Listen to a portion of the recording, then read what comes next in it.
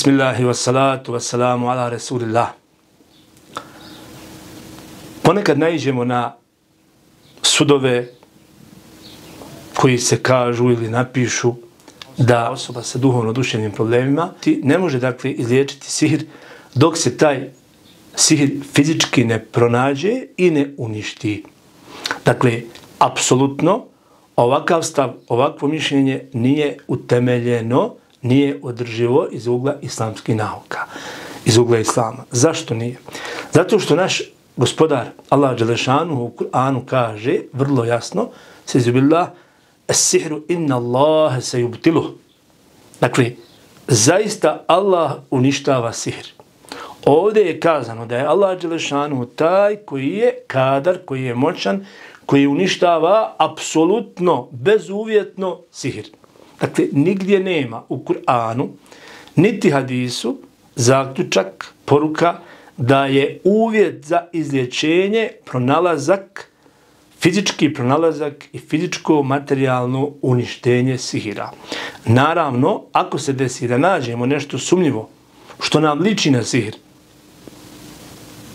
možemo to zapaliti ako je zapaljivo, možemo to poprskati učenom vodom i tako dalje, ali tragati beskonačno i biti time opterećen za sihirima ovdje i ondje, kopati kabure, rušiti određene zidove, tražiti na nekim u odjeći, u obući, u namještaju sihire, pa onda biti tim, toliko opterećen da bilo kakvu mrlju na zidu ili u kauču ili bilo gdje smatramo sihirima, to je dakle nepotrebno i time dajemo prostor šejtanu za nametanje njegovih vesvesa.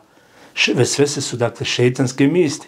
I ako se time opteretimo, onda ćemo zbog tog opterećenja vesvesama i mislima svaku i najmanju čudnu pojavu, promjenu na odjeći, na obući, na namještaju, na zidu smatrati i proglašavati sihirima.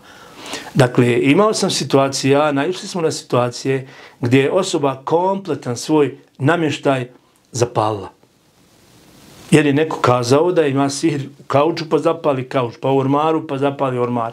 Ili proda u bescijenje i tako dalje.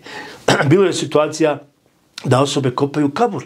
Jer je neko kazao da je sihir u kaburu.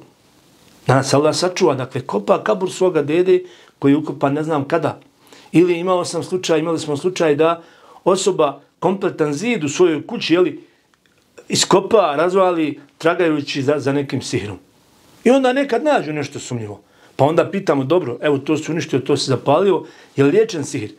Je li izliječen sihir? Je li nestao sihir? U nekim situacijama kažu da mnogo mi je bolje. To mnogo je bolje, naravno, može biti psihički bolje jer je osoba našla nešto što smatra sihirom. Pa i moguće da je sihir, jel? Ali, ponavljamo, nismo dužni da tragamo u toj mjeri za tim sihirima i da palimo i da uništavamo da bi sihir bio izliječen. Kao što smo na početku kazali, uzvišeni Allah kaže da on, neka je slavljen, uništava sihir. Prema tome, šta je potrebno za uništenje sihira?